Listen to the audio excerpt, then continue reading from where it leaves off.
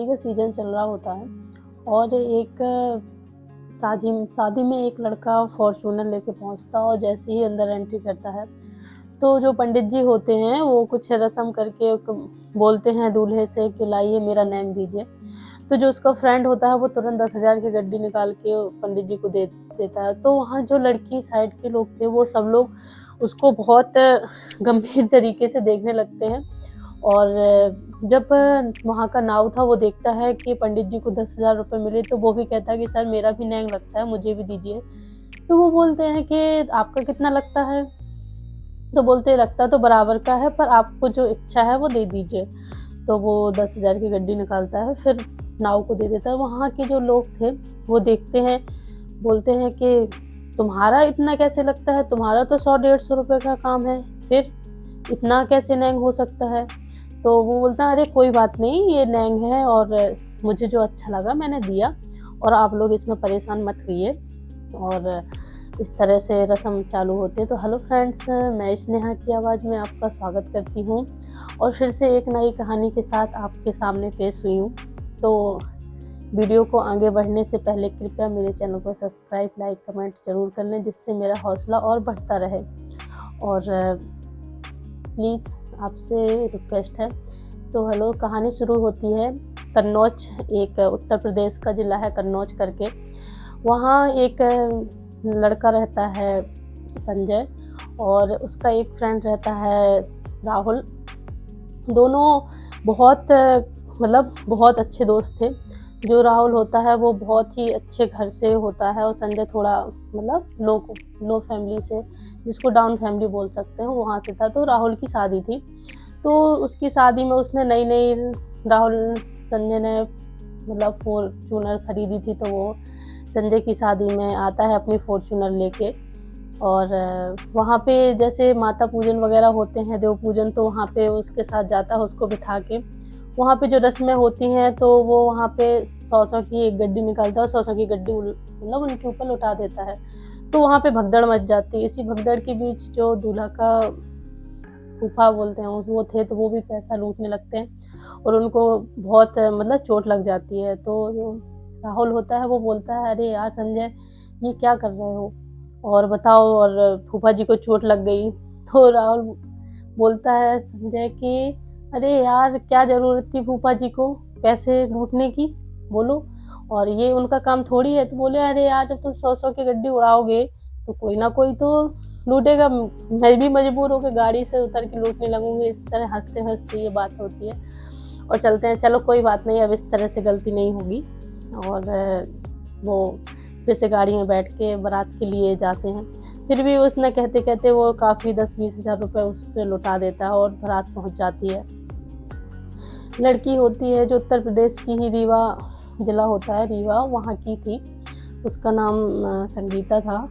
तो वो आती है, जैसे बाहर बारात पहुंचती है और डांस वगैरह होता है वहाँ पे, 100-100, 1-1 हज़ार के नोट ऐसे गड्ढे उड़ाते हैं। तो जो वहाँ पे डीजे में कार करते थे वहाँ पे लूटने लगते हैं। तो वहाँ पे भी भगदड़ मच जाती है। जैसे वो बोलता है अरे यार इतना पैसा क्यों बर्बाद कर रहे हो, वो कहता है कोई बात नहीं, खर्च करने के ही लिए तो होता है। और ऐसे ऐसे करके बारात दूल्हे पे पहुँच जाती है लड़की के। और जैसे ही बाहर पहुँचते हैं, दौड़ छिकाई होती है, लड़का अंदर जाता है, टीका होता है। तो वो पंडित जी बोलते हैं कि और जाइए दान दक्षिणा दीजिए। वो तुरंत 10,000 की गड्डी निकालता है, पंडित जी को दे देता है। तो वहाँ पे जो लोग थे उसके परिवार के, मायके साइड के, सब लोग ऐसे करके देखने लगते हैं कि ये लड़का है कौन, और थोड़ा अच्छा पहनने ओढ़ने से भी अच्छा रईस खानदान का लग रहा था। तो सब लोग, इतने में नाव की नज़र पहुँचती है कि अरे पंडित जी को 10,000 रुपये दे दिए। तो वो बोलता है सर मेरा भी नैंग लगता है और मुझे भी दे दीजिए। तो बोलता है आपका कितना हुआ? तो बोलता है कि मेरे भी 10,000 हुए, 10,000 करके। तो फिर से 10,000 की गड्डी निकालता है और नाव को दे देता है। तो नाव बोलता है, वहाँ पे जो काफ़ी सारे लोग थे वो देख के परेशान होने लगते हैं, कहते हैं अरे यार इसका इतना थोड़ी बनता है, 100-200 रुपये, 500 रुपये इतना बहुत है। तो बोलता है कोई बात नहीं, नैंग होता है। उनने बोला कि बराबर का मिलता है तो बराबर का देना चाहिए, तो मैंने बराबर का दे दिया, चलो कोई बात नहीं, अपना कार्यक्रम आगे बढ़ाइए। तो आगे सिस्टम बढ़ने लगता है, दूल्हा स्टेज पे पहुंचता है। और स्टेज पे पहुंचता है तो वो जहाँ पे दुल्हन दूल्हा बैठे होते हैं वहाँ पे एक चेयर डालता है साइड से और बैठ जाता है। तो सब लोग आते हैं, फ़ोटो खिंचवा के चले जाते हैं, सब लोग आते हैं फ़ोटो खिंचवा के चले जाते हैं। वो एक ही जगह बैठा रहता है और वहाँ से नहीं मतलब जाता नहीं है। ऐसे काफ़ी लोग, तो वहाँ पे एक औरत आती है, विधवा औरत रहती है, वहाँ पे आती है और फ़ोटो खिंचवाने के लिए। तो वहाँ के जो लोग थे वो बोलने लगे, अरे ये कैसे पहुँच गई वहाँ पे, और ये शुभ काम में इसको शामिल नहीं होना चाहिए, ये वो करके। तो उसको थोड़ा सा बुरा लगता है, वो फिर भी चली जाती है फ़ोटो खिंचवाने के लिए। तो वहाँ पे साइड से गए तो वो बोलता है कि चलो कोई बात नहीं, आप अकेले आए, मैं आपके साथ फ़ोटो खिंचवा लूँ। तो जो संजय रहता है वो उसके साथ खड़े होकर फ़ोटो खिंचवा लेता है। तो उसको हल्का सा रोना आ जाता है और अपने पति की याद आ जाती है कि काश वो होते तो वो भी मेरे साथ ऐसे बगल में खड़े होकर फ़ोटो खिंचवाते। आज मुझे इतना जलील और मतलब महसूस नहीं होता। और फिर सालियाँ आती हैं, बोलती हैं कि हमारा भी नहंग चाहिए। तो उनको भी वो बोलते हैं कि अरे अब तुम मत देना। जो संजय होता राहुल, मतलब जो संजय होता राहुल तो बोलता है अब आप मत देना, ठीक है, और इनका मैं देख लूँगा। तो बोलता है अरे यार तुम इतने टेंशन क्यों ले रहे हो राहुल, इतनी टेंशन क्यों ले रहे हो, मैं हूँ ना, मैं सारे नहीं दूंगा। तो कहता तेरी मर्जी, जैसा तुझे करना है। तो फिर वो 21,000 रुपये निकालता है, जो छोटी छोटी बड़ी बड़ी सालियाँ होती हैं उनको दे देता है। तो वो भी खुशी के मारे झूम उठती हैं कि वाह, ये तो अच्छी खासी रकम मिल गई, अब इससे अच्छा शॉपिंग करेंगे, खाएंगे पिएंगे, सबका सपना रहता है। फिर वहाँ पे जब बैठे हुए होते हैं तो जब ऐसे ऐसे जयमाला चलता जाता है। तो वहाँ के जो आसपास के 2-3 लड़के होते हैं, आपको पता है हर शादी में 2-3 ऐसे लोग होते हैं जो कि माहौल को बिगाड़ने के लिए और अपना रुतबा दिखाने के लिए होते हैं। वहाँ पर कन्नौज में भी 2-3 लड़के थे जो अपना मतलब बारात के साइड से जो अपना जलवा बिखेरना चाहते कि हम थे। फिर उसको फॉर्चूनर वाले इंसान को देख के उन लोगों की तरफ कोई ध्यान ही नहीं दे रहा था। तो उनने बोला इसका पत्ता कैसे साफ किया जाए। तो वहाँ पे वो मतलब हुड़दंग मचाने लगते हो, बोलते हैं अरे यार तुम कैसे यहाँ पे नवाब बने बैठे हो और यहाँ का माहौल ख़राब कर रहे हो। लड़कियाँ आ रही हैं फ़ोटो खिंचवाने के लिए, जा रही हैं, आप उनको निहार रहे हो, देख रहे हो। तो वो बोलता है कि आप लोग अजीब हो, मैंने तो ऐसे किसी को नहीं देखा। तो जो दूल्हा रहता है वो अपने पापा से बोलता है कि इन लोगों को कहिए कि शांत रहें, ये मेरा दोस्त है और ऐसा कुछ इसने अश्लील नहीं किया जिसकी वजह से यहाँ की मर्यादा भंग हो। उनको जैसे तैसे करके वहाँ से भेज दिया जाता है लड़कों को। और उसे भी बोला जाता है कि भैया तुम भी चलो, खाना ना खा लो, क्या यहाँ पे बैठे हो, थक नहीं गए हो। तो वो बोलता है कोई बात नहीं चलो।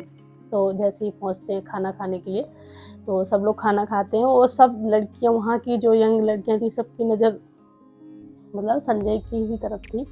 उसको देखती रहती हैं। और जो संजय था वो भाभी, जो उसकी जो विधवा औरत थी, वो लड़की की भाभी थी। वो बेचारी नीचे को सर करके एक जगह बैठ जाती है। और जैसे भाव मतलब जब लड़कियां कन्यादान होता है, भावर वगैरह होती हैं, तो सब औरतें इकट्ठी बैठ जाती हैं।